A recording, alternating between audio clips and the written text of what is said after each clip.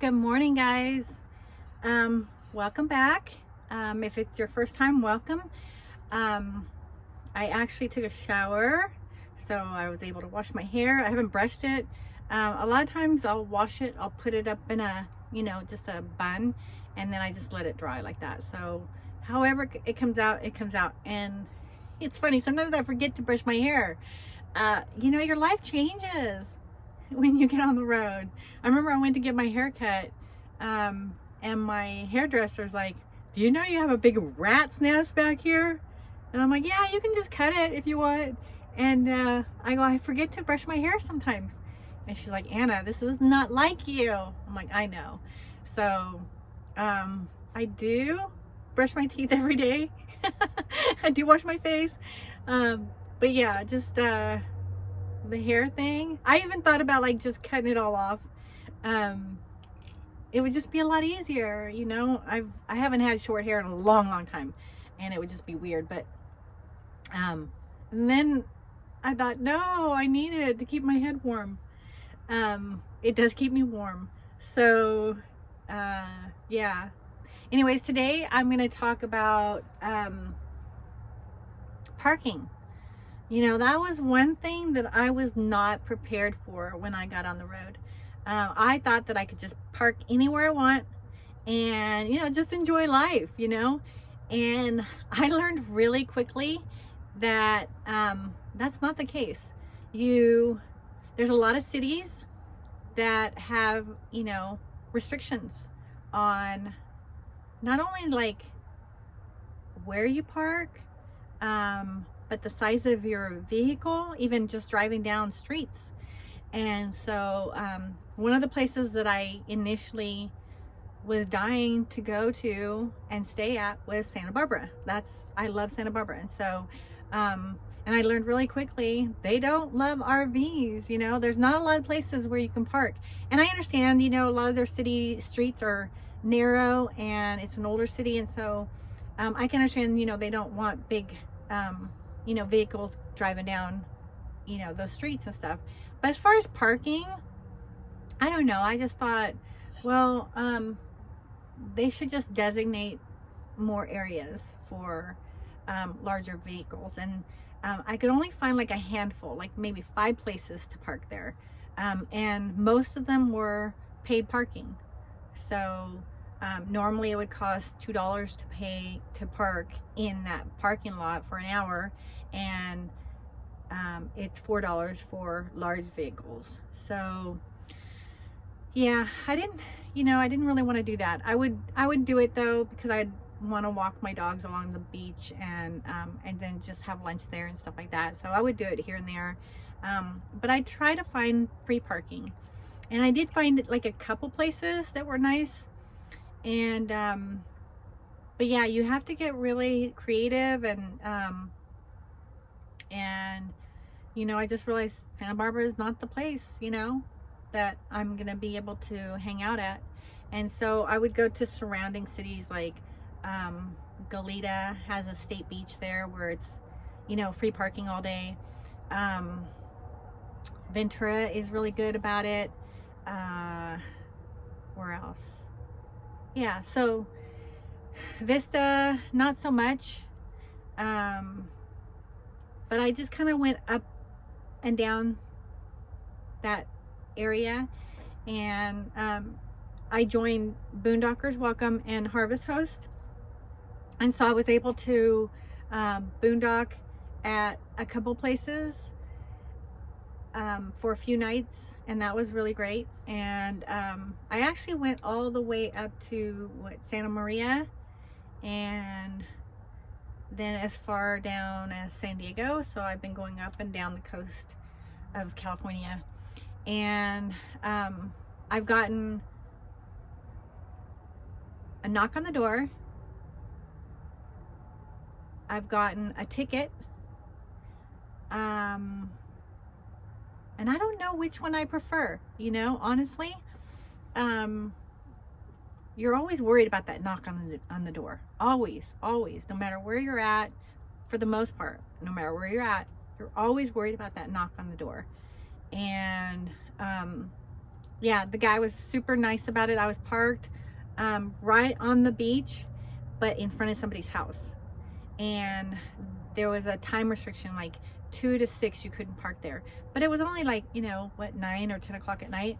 And he just said that the gentleman who owned the house was just concerned, you know, that somebody was parked in front of his house and wanted them to check it out. And so I said, well, it's not 2 o'clock in the morning. And he said, you know, we understand, and it's not against the law what you're doing. You're not going to get a ticket, but if you could just move up, you know, a little further, there's an area over there where there aren't any signs or restrictions, and you can park there all night. So I did. And but you know, with an RV, you have to find somewhere where it's level, and it wasn't really level. And I don't like taking out my levelers, because if I have to leave, like let's say something, you know, is shady's going on, I have to just go. And I don't want to leave my levelers out there, and I don't want to go out there and dismantle them, you know. And so yeah, you have to take those things in consideration. And so because let me backtrack. So in case you're new, and this is something I didn't know, is that your rig has to pretty much be level in order for your refrigerator to not stop working. So there's been a couple times when I wasn't level and my refrigerator turned off.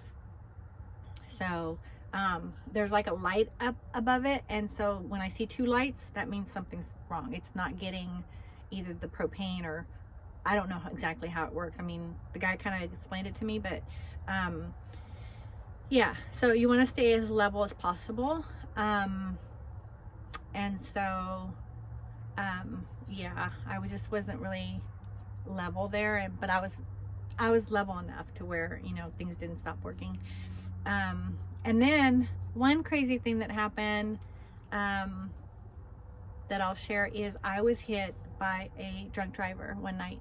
I was heading actually to a Boondockers welcome spot. There was a gentleman that has a commercial property, and he allows you to stay there for I think 3 nights. And so I was heading to his spot. It was like 7 o'clock at night, and I was at a red light. I was only like a block away from getting there, and the light turned green, and I heard this boom. And I just thought to myself, like, what was that? Did I just get hit? Because this is a pretty big rig, and so in the front, you don't really feel it, you know? I mean, you kind of do, but it's more of a noise. And so I thought, I think I just got hit. And so I immediately pulled over, and I noticed that the traffic was still going at a pretty good speed. And I'm thinking, that's impossible. If somebody just hit me, they should be behind me, and traffic should be, you know, going around, and it should be a little bit slower, but traffic was still on the same lane going fast. And so I thought, okay, that was weird. So I ended up getting out of my rig and checking the back, and sure enough, there was damage. And I thought, oh, that dirty dog, he took off. It was a hit and run. And so I thought, well, wait a minute. And so I walked to the corner, and I looked over to the right, and I saw, like, there was a commercial building, because it was all a commercial property there, and I saw a car there. I could see a man kind of like walking around his car, and it was real dark, you know, but I could see him, and I'm thinking, that's gotta be him, because who else would be out there? And so I ended up going around the corner, pulling up behind him, and no one was there. And I thought, was he late for work? And, you know, ran into, you know, his work, and he's inside, and, you know, that's his car. And so I got out, and then just something in me was just like, get back in your rig. And I started videotaping. I recorded. I took his license plate, and I recorded the damage to his car, and I looked inside. I couldn't really see inside because he had tinted windows. And so I'm like looking around, and this, again, that voice, get back in your rig. You know, it's almost like an urgency, like, get back in your rig. So I got back in my rig. I called the police, and I said, I got rear-ended, and I think I found the vehicle that did it. I'm pretty sure it's the one. and I think they might be hurt, so I need you to send like an ambulance and a police over here. And they said, okay, we'll send somebody, you know, right away. It took 20 minutes, literally 20 minutes. So I'm waiting, and so I end up pulling over to the side. He's still not, you know, coming out or anything like that. So I pull over to the side, and when I did that, like 5 minutes later, like this girl shows up and in an SUV, and so she pulls up, and then he comes out of the car, and they're like looking and they're assessing, you know, the damage and everything. And I'm thinking, oh, okay, there he is. And then she starts to take him and put him in her car. She's going to take him away. And I'm thinking, oh no, you know, I need to let them know, like, I'm the one that they hit. So I circle around, I get behind them, I roll down my window, and I'm like, hey, excuse me. I said, I'm the one that he hit. I need his insurance information. And, you know, and she's like, no, he's not doing well. Like, he can't, you know, like, there was something wrong with his hearing. And she said, the airbag, you know, it hurt him. And so I said, well, the police are on their way and ambulance is on the way. And she's like, no. And then thank God the police showed up right then and there. So they ended up, the ambulance came and they checked him out, and, you know, he was complaining about hearing loss. That airbag just, you know, punched him. And then it got really strange. It took a turn. He all of a sudden, you know, couldn't hear. All of a sudden he got belligerent, started arguing and yelling at the cops, wouldn't, you know, do what they asked him to do. They were trying to get him to do, you know, to see if he was drunk. And he was totally drunk. And he resisted arrest, and it took those 3 cops to get him into that back of the vehicle. It was not a pretty sight. And they finally, you know, they took the report. And so anyways, thank God that it just basically, it ruined my hitch, but it didn't destroy the body. So I could still drive it. It was fine. So it's been about a month now, and I finally now have gotten everything settled with the insurance, and so I just need to go in and get the work done. And he has, you know, he has said that it was his fault, so I don't have to pay a deductible, and it'll all be taken care of. So, and it's funny because a week prior to that, I was just like, I'm gonna get rid of that hitch, you know, it's always in the way.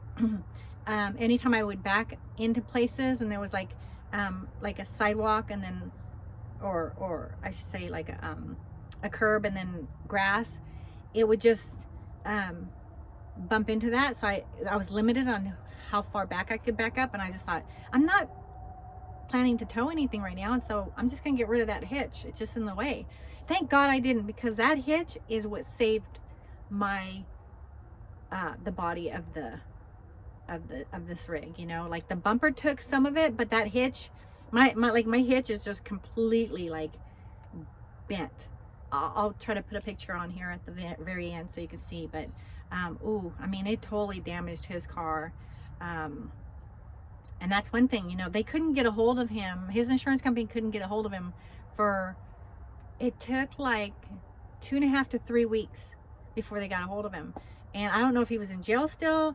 I don't know if he just, you know, his car got totaled, and so there was no point in, you know, talking to his insurance, because his car was just completely, you know, done. And so, yeah, finally they got a hold of him, and 3 weeks later they told me, yeah, he's admitted fault and we'll pay for everything, you know. And so, yeah, that's my story. That is what's happened so far. So now I'm really careful about where I park.